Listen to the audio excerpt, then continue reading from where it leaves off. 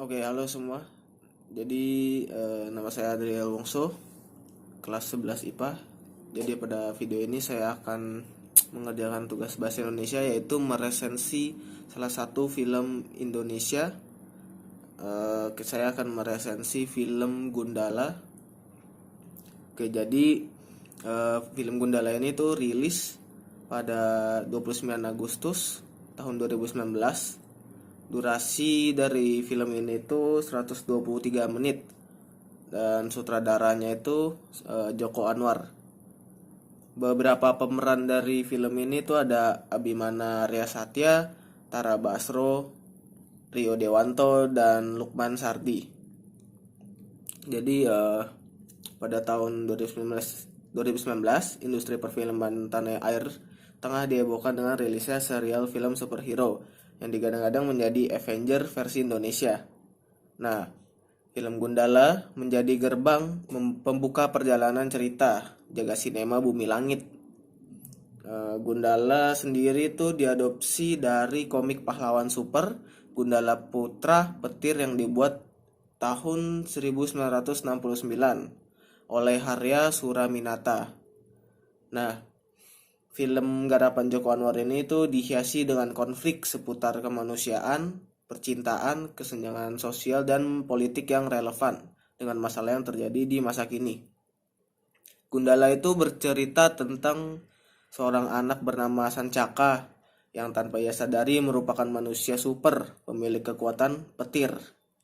Nah, pada bagian awal tuh film ini mengisahkan Sancaka yang masih kecil yang harus berjuang untuk bertahan hidup sendirian. Ayah Sancaka yang saat itu bekerja sebagai buruh sedang melakukan demonstrasi dengan para buruh lainnya. Malang para buruh itu malah dijebak, kemudian ia ditusuk dan mati di tempat kejadian. Selang setahun, ibunya itu pamit pergi ke kota untuk mencari pekerjaan, namun tidak pernah kembali ke rumahnya. Singkat cerita itu Sancaka itu tumbuh menjadi pria dewasa yang gagah. Ia bekerja sebagai satpam di sebuah pabrik percetakan koran. Pada film ini itu juga dihadirkan tokoh heroik wanita bernama Wulan yang dikisahkan sebagai tetangga Sancaka. Nah, Wulan ini itu merupakan pembela pedagang-pedagang di pasar.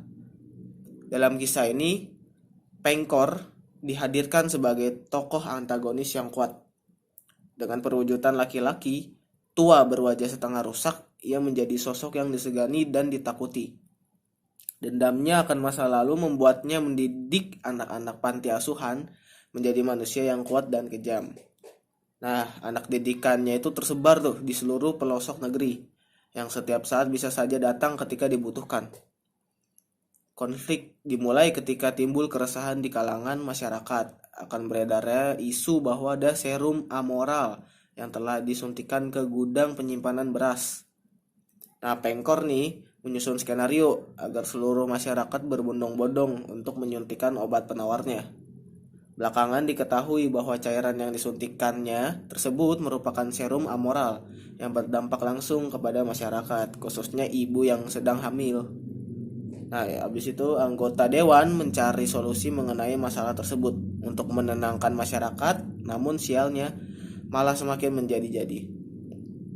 Perkembangan sinematografi film Gundala tersaji dengan sangat epik, baik dalam tone background serta efek tambahan yang mendukung. Nah, peningkatan ini itu patut diapresiasi sebenarnya. Ditambah penggunaan pencak silat yang syarat akan budaya Indonesia, menambah kesan yang kental akan Indonesia. Alur cerita ditampilkan secara menarik menurut saya. Namun sebagai penonton, saya merasa bahwa Gundala adalah salah satu sisi kecil dari jagat sinema Bumi Langit. Dalam film ini beberapa tokoh bermunculan, meski tanpa penjelasan atau scene yang lebih detail. Sudah cukup memberi sinyal kepada penonton siapa yang akan muncul dalam film serial Jagat Bumi Langit berikutnya.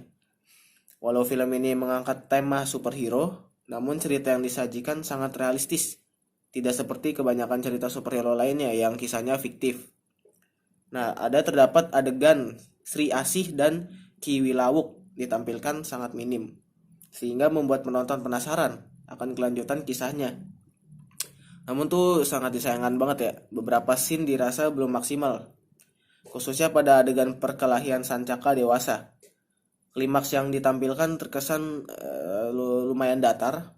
Karakter superhero yang dibawakan kurang kuat juga, sehingga seperti perkelahian antar orang biasa.